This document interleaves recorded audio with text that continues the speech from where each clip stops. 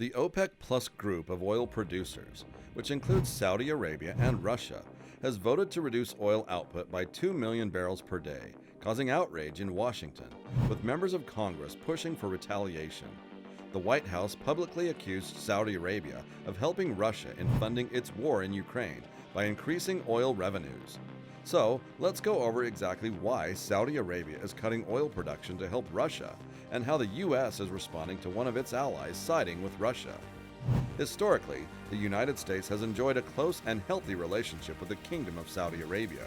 However, tensions have begun to rise with the latest OPEC Plus decision. The decision taken by the group of petroleum exporting nations, known as OPEC Plus, on October 5th was disappointing according to a statement issued by the White House. The decision meant that OPEC Plus members' oil output would be reduced by 2 million barrels, or roughly 2% of global output. The move by OPEC Plus, which includes Saudi Arabia, Iraq, and Russia, shows there are problems within the U.S. relationships with traditional allies such as Saudi Arabia, according to U.S. President Joe Biden. CNN received talking points sent by the White House to the U.S. Treasury in which the OPEC Plus decision was depicted as a total disaster and a hostile act. During a news briefing, White House Press Secretary Karine Jean-Pierre told reporters that it's clear that OPEC Plus is aligning with Russia. Democratic Senate Majority Leader Charles Schumer called OPEC Plus's move a deeply cynical action. President Biden said there would be consequences for the U.S.-Saudi alliance. Because of President Biden's July visit to Saudi Arabia, the OPEC Plus decision and Saudi Arabia's position in it feels like an even greater betrayal to the U.S. It occurred after several years of diplomatic stalemate between the two countries, following the death of Saudi dissident Jamal Khashoggi in 2018, and was widely condemned because the human rights situation in Saudi Arabia has not improved since then. So, are the Saudis siding with Russia? Relations between Riyadh and Moscow are at an all-time high, nearly 9 months after Russia's invasion of Ukraine. While much of Europe, the United States, and the United Kingdom ramp up their efforts to counter a more threatening Russia leader, Prince Mohammed has decided to strengthen connections. The last OPEC Plus summit in Vienna is the latest milestone in a deepening partnership that appears to be giving Putin comfort at a key point in the war, while ignoring the demands of Riyadh's allies. Both nations are expected to try to boost oil prices by reducing world supply by 1 to 2 million barrels per day. This would be in response to significant disruptions in European gas supply caused by the war, as well as projections of a deepening energy security issue as the northern winter approaches. It would also upset Washington, an ally that has attempted to rally Riyadh to the cause of lowering supply pressures by releasing valves to its vast reserves. Instead, Joe Biden is confronted with a partner in the Middle East whom he personally visited during the summer as the extent of the supply issue became clear. Biden walked away empty-handed, leaving him with the uncomfortable possibility of bringing high prices to the midterm elections. Perhaps more crucially for the U.S. president, an increase in oil prices may be interpreted as bolstering Putin's military campaign. Another hint of strengthening relationship between Moscow and Riyadh surfaced last month when Saudi officials won the release of foreign captives, including 5 Britons, kidnapped during hostilities inside Ukraine. The optics were stark and looked to be sanctioned by Putin in order to give Riyadh a moment on the international stage. Here were Saudi officials far from home, brokering an agreement that had nothing to do with the Middle East.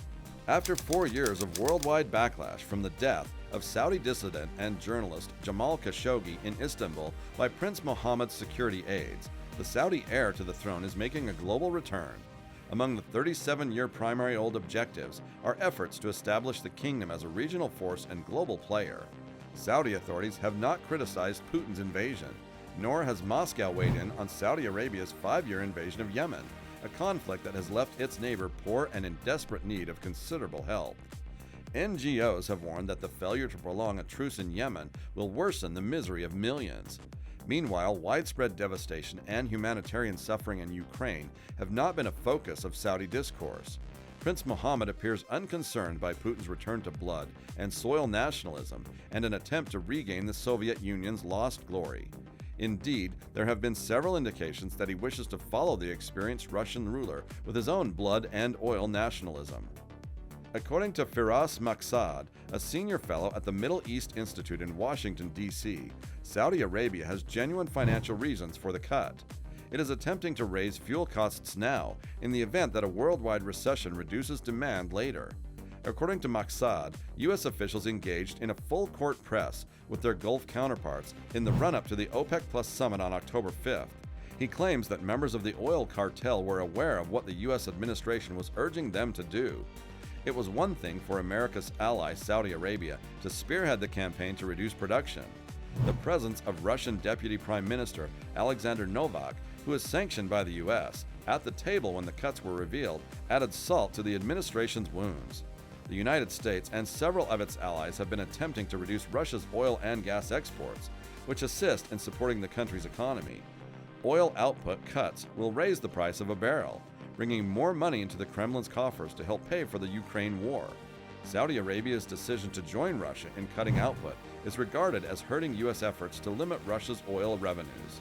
Democrats in Congress want Biden to take severe action against Saudi Arabia. Representative Ro Khanna of California and Senator Richard Blumenthal of Connecticut have filed legislation to prohibit the sale of arms to the kingdom. In addition, the chairman of the Senate Foreign Relations Committee stated that the United States should freeze all aspects of our cooperation with Saudi Arabia. Meanwhile, Saudi Arabia has stated that the OPEC Plus decision is simply economic in nature, not political. Saudi Arabia's foreign ministry said it was responding to statements that described the decision as the kingdom taking sides in international conflicts and that it was politically motivated against the United States. According to the statement, this is not based on facts and separates the OPEC Plus decision from its purely economic context. It went on to say that all 23 members unanimously approved the decision of the OPEC Plus group. These outcomes are based purely on economic considerations that take into account maintaining a balance of supply and demand in the oil markets, as well as limit volatility, the ministry stated. It stated that delaying the decision to limit output by a month, as advised by the U.S. administration, would have had negative economic consequences. The Gulf Kingdom, historically a key U.S. ally, was eager to point out other areas, like the UN vote on Russia annexing Ukrainian territory, where it had taken a position that would suit the White House. According to the Saudi Foreign Ministry, the kingdom has maintained a principled stance in the Ukraine conflict, rejecting any infringement on the sovereignty of countries over their territories. Oil is not a weapon, it's not a fighter plane, it's not a tank. You can't shoot it, Saudi Foreign Minister Adel Al-Jubeir told Fox News. Oil is not a weapon, it's not a fighter plane, it's not a tank, you can't shoot it, you can't do anything with it. We look at oil as a commodity and we look at oil as important. We look at oil as a commodity in which we have a huge stake. According to Saab of the Middle East Institute, Saudi Arabia wants to send a signal to Washington, but not necessarily the one it has been accused of fomenting. Saudi Arabia has demonstrated its willingness to pursue its own economic interests. Riyadh relies on oil revenue to fund many of the country's present ambitious objectives and to preserve political stability. High oil prices benefit its national budget. Maintaining good ties with both the U.S. and Russia will be difficult for Saudi Arabia as the East-West split develops and great power competition heats up. However, Riyadh has made it plain that it will continue to pursue this tough goal, which would need carefully negotiating the world's evolving geopolitical landscape. Although Saudi Arabia's cooperation with Russia in energy, investment, and other areas has continued since February 24th, the kingdom has exhibited varying degrees of support for Ukraine as it attempts to position itself as a constructive mediator. Saudi Arabia and Turkey played a major role in negotiating a prisoner swap between Kyiv and Moscow in September, resulting in the release of several Western nationals, including 2 U.S. citizens, who had been captured on the battlefield while fighting for Ukraine. This action aided Saudi Arabia in portraying its stance in the crisis as favorable to Western interests rather than destructive. Saudi Crown Prince Mohammed bin Salman, MBS, spoke by phone with Ukrainian President Volodymyr Zelensky in October. MBS committed $400 million in non-lethal help to the war-torn nation, which many observers interpreted as a Saudi effort to build a stronger impression of the West of Riyadh being neutral in the crisis.